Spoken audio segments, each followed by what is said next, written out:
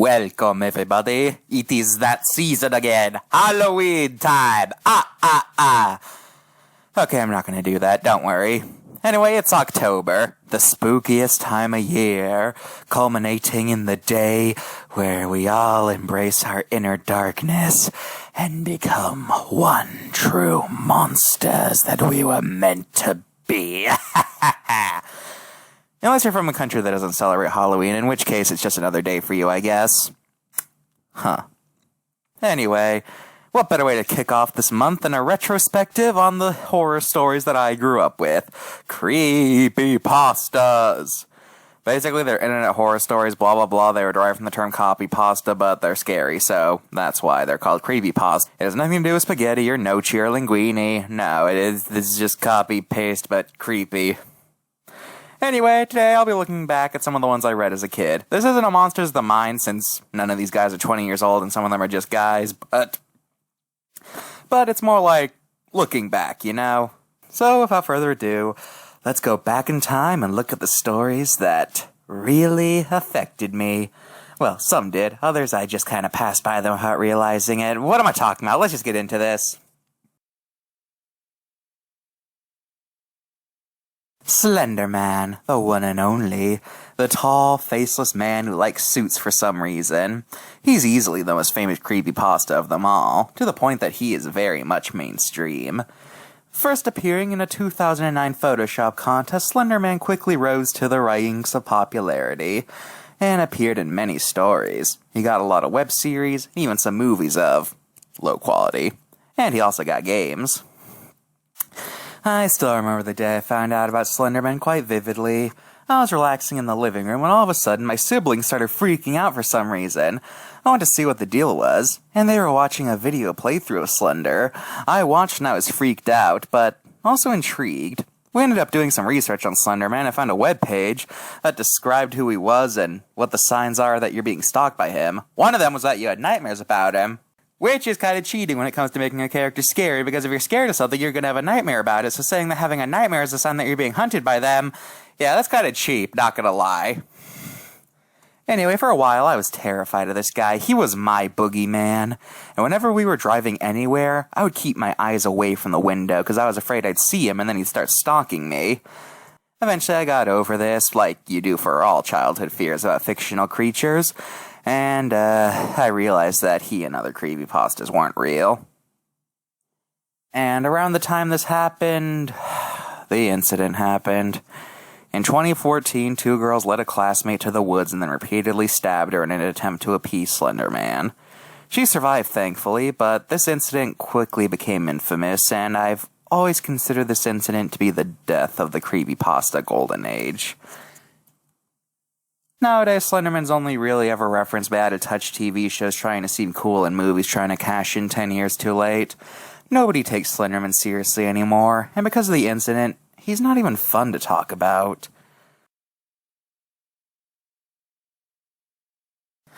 Ah, yes, Jeffrey, the guy who makes you dead. This guy was stupidly popular. Not as much as Slender Man, probably because screenwriters couldn't find a way to make him different from the 10,000 slasher films we got in the 80s, but he's still very well known. Jeff is the story of a kid who gets bullied, then he gets set on fire, which makes his skin white instead of burned for some reason. Then he slashes his mouth and burns his eyelids off, which he can somehow do without burning his eyeballs. Also, if he doesn't have eyelids, then he would go blind. And don't even get me started on the fact that he has a giant cut on his face that he didn't disinfect. What the heck? You're gonna get gangrened, die! And now he's a murderer who breaks into people's houses and tells them to go to sleep. If you couldn't tell by my tone, I do not like this story. It reads like a 14-year-old's idea of what makes a character cool and scary. He has blood, and he kills people, and he got bullied. But if you watched my childhood trauma video, you knew I used to be terrified of Mr.G. And that's not because of the story. I didn't actually know what happened in it. It was purely because of the picture. And honestly, I feel like that's how it was with everyone. They never actually read the story, and were actually freaked out by the picture, and made up some sort of horrifying backstory that was probably 10 times scarier than what the story actually was. And to be honest, I think that's why he became so popular. A lot of kids were too scared to read the story, so they just assumed that the story was as scary as the picture. I know that's what I went through. However, after more and more people became aware of the story and realized how garbage it was, people realized that Jeff sucked. To the point that it was kicked off the Creepypasta wiki for being poor quality. But Jeff's impact left quite the black mark on creepypastas, as because of how successful it was, it spawned countless imitators trying to become the next Jeff. They would often follow the exact same formula. There's a teenager, he has a rough life, they snap, then they make some sort of modification to their body, and then they start killing people and they have some sort of catchphrase. Because I guess because as we all know, serial killers have to have a catchphrase. Everyone knows that people like Ted Bundy, before they killed someone, they'd always say something like, time to go to Deathsville, yeah. What am I talking about anymore? I don't know. This was truly the dark age of creepypasta, and I'm glad people don't do this anymore, because it really clogged up the wiki, and it made it seem like it was nothing but 14-year-old anime OCs that are scary because they have a knife. Actually, why do fictional serial killers never just use a gun? It seems like it would be way more convenient. Actually, never mind. I just realized that the image of Jeff saying go to sleep then pulling out a Glock is just laughable. Okay, I think I just figured out the answer. Anyway, that's Jeff. A crappy story that's only popular because it had a good image, which ended up being far more interesting than the story itself, because we're still trying to figure out where it came from.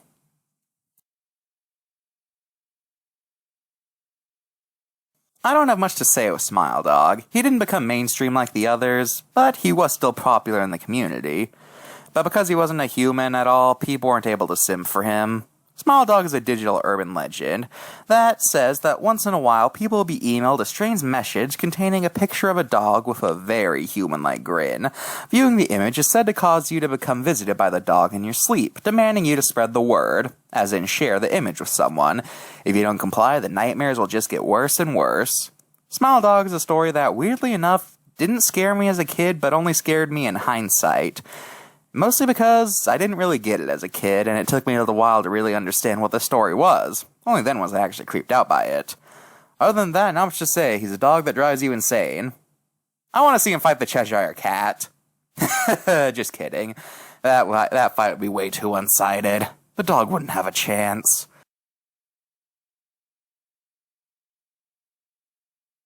The Rake is a pale creature similar to what the internet claims skinwalkers are, despite them literally just being guys who can morph into whatever animal skin they wear. Just saying. Anyways, the Rake got his name because of his long claws that are like a garden rake. The Rake isn't written like a typical story, but rather it's kind of written like a profile of a cryptid, in that it collects a bunch of stories about people's encounter with the entity. The most famous one being an incident where the Rake broke into someone's house and killed their daughter.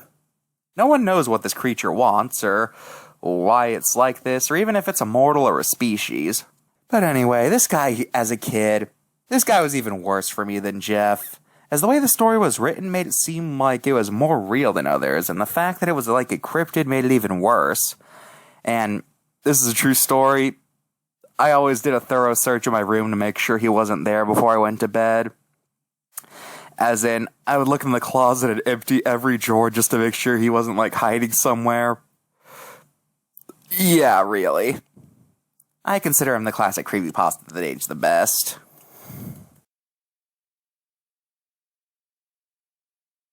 I'm grouping these together because these stories are basically exactly the same. Lost episode creepypastas are basically creepypastas detailing a never-aired episode of a popular TV show that had disturbing content in it.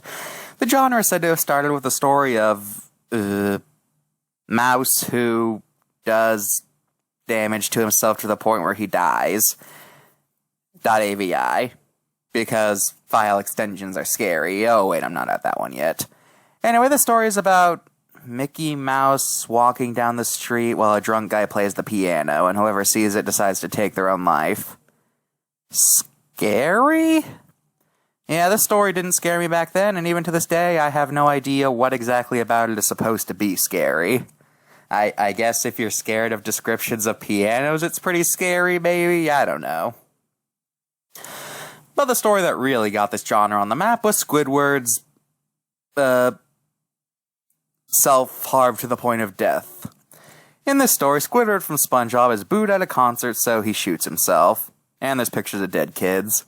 And the video is edited just a few seconds before the episode was watched. What makes that scary? Like, oh, it was edited before it was watched. Like, why is that scary? And the last of the popular Lost Episode trilogy is Dead Bart, a Simpsons creepypasta where Bart dies. And apparently every celebrity dies on the same day. Also, could I just talk about something real quick? This image is always associated with Dead Bart, but that's Homer! Do your research! Yeesh. Well, I really hope someone got fired for that blunder. After these stories came out, it opened the floodgates. All of a sudden, every show ever made had a creepypasta about it where, a character goes nuts and then they murder the entire cast. Ooh! Also, a lot of these involve interns working at a studio, and for some reason they're obsessed with the term hyper-realistic, because I guess they think it's scary. It's not. Anyways, when I say every show had one of these, I mean it. Even shows like Family Guy or South Park. What can you do in a creepypasta about them that the shows wouldn't do themselves? Peter starts killing everyone. Ooh. But you know, that's completely in his character to just randomly go on a murder spree. And he has before, canonically. So, yeah, no, that's not a creepypasta. That's a season 18 episode. Plus, there's the fact that these stories always manage to involve a single person who managed to make an entire animated program by themselves. Do these people know anything about the animation process? That's not happening. If they made an animation by themselves, it would look like my videos. Eventually, people got sick of them, and the wiki basically purged every story that didn't have seniority, and they straight up made it a rule you can't write lost episodes there. They're still the butt of joke among creepypasta fans, but there is one that I recommend you read. It's called Lost Episodes Can Be Found Again. It involves a guy who as a kid watched the Lost Episode version of the Disney movie The Aristocats, and decided to figure out where these types of episodes come from. And that's all I'm going to say. I really recommend you read it or listen to it, however you prefer to take in stories. Related to Lost Episodes are what is known as television pastas, which instead of Lost Episodes of real shows, deal with shows that never existed in the first place. The most famous is Candle Cove, which deals with people on a forum discussing a strange local puppet show that, as it turns out, was more disturbing than they remembered. This story became really popular and even got adapted into a TV show season. Also, the writer of it made the Local 58 series, so that's cool. Then there's Happy Appy. It's a show about a clay apple that helped children and predicted the future. And the creator of it stalks the author, I guess. This story is the definition of quantity over quality. This story is unjustifiably long. Like, they need to describe every single facet of what happened to the author, it feels like. And I just do not get why this story had to be so long. And it has sequels, which are just as long, so yay! And then there's 1999, which is weirdly controversial for some reason. I have no idea why. If someone knows why the story has so much drama around it, I'd love to know, because I cannot figure it out. Anyway, the story is about a local show that's hosted by a devil worshipper. And that's about it. I never really got into this one as a kid. I'm only mentioning it for completion's sake. Anyway, let's move on. Let's move on for TV and talk about things that plug into TVs.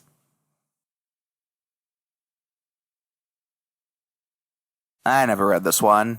Haunted Legend of Zelda cartridge of a statue, and I guess there's a cult. 10 out of 10!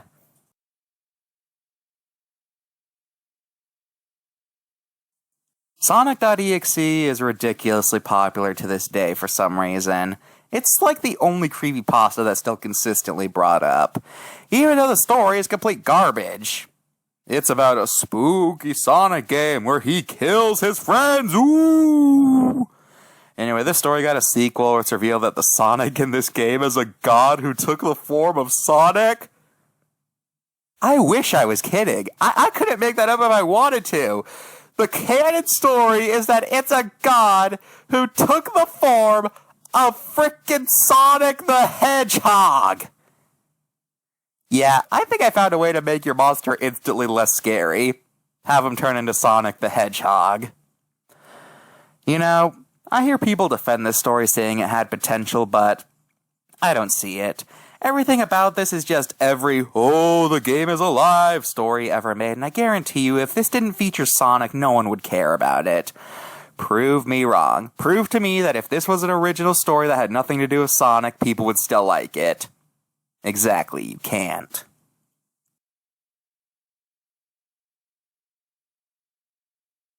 Tails Doll is an urban legend about the racing game Sonic R. More specifically, one of the characters. Tails Doll, obviously. Allegedly, if you beat the game 100%, Tails Doll would do something. It depends on who's telling the story. He would either kill you or erase you from existence. I don't know.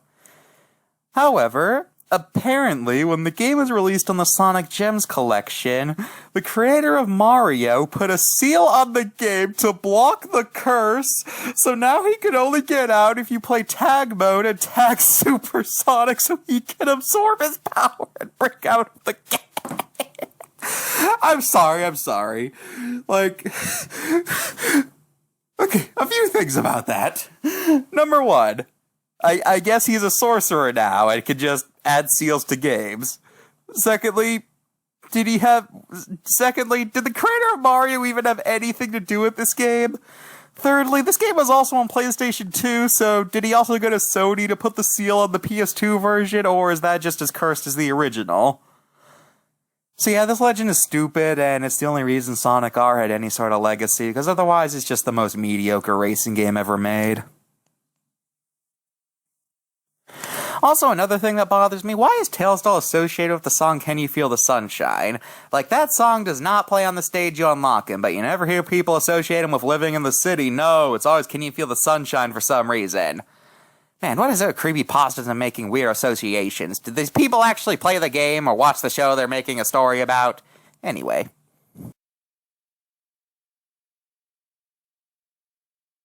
Lavender Town's a place in Pokemon where Pokemon are buried after they die. It has creepy music, and because a lot of people played Pokemon as a kid, it ended up traumatizing them, and as such, when they grew up, they decided to recapture this fear and make stories about this town being more than it seems.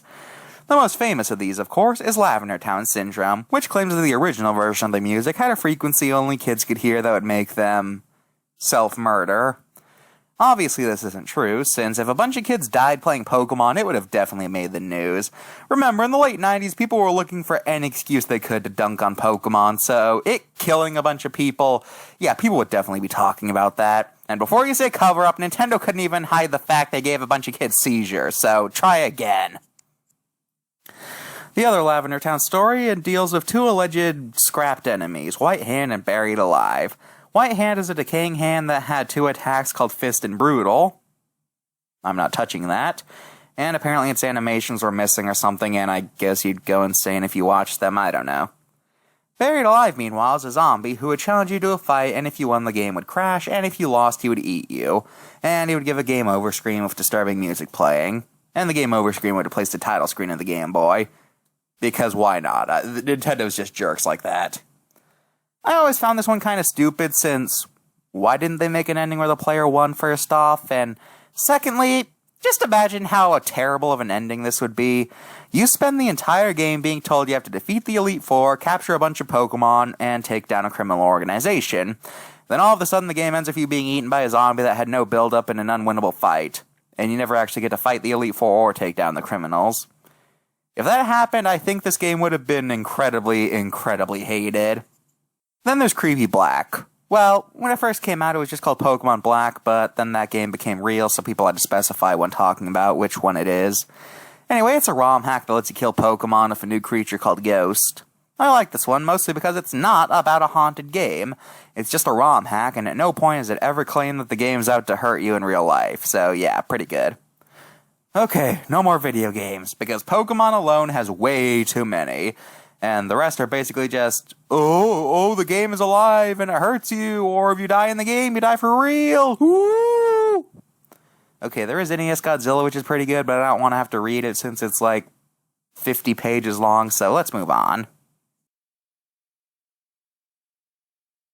These pastas are exactly what they sound like. They're theories about media and how there's something the creators aren't telling you about it. Most of these are just, every character is dead, or they're a hallucination by one character, or they're in a coma, or every character is either on drugs or they're a metaphor for the drug, These theories are a dime a dozen. You could be applied to every TV show in existence. And the best part, you don't even need evidence. After all, you can't prove something's not a dream, can you? These theories died out for a while, but unfortunately, thanks a lot TikTok, they've come back in full swing. So now a new generation of kids are being told that Sonic is actually a kid from Colorado who overdosed on heroin, or that Kermit the Frog is trapped in hell for the crimes he committed during Vietnam, or that Sully killed Mike Wazowski before the events of Monsters, Inc., and the whole movie is him coping with his friend's death. I made this theory up, but be honest, could you even tell the difference? Every day, it seems, I see a short in my recommended that's like, the truth behind blah blah blah, and it's just people recounting the same things I heard 10 years ago, like, did you know that Nemo means nobody in Latin? That means he doesn't exist. It's totally not a reference to a certain literary character, no. Pixar is trying to tell you that they intentionally made a movie where a character doesn't exist. I am smart. I'm 14. I watch Mojo, so I'm smart. That's all I wanted to talk about. I know there's a lot of famous ones I missed, but I just wanted to reflect on the ones I remembered best, so thank you for watching, and I hope for a very eventful October. See you soon.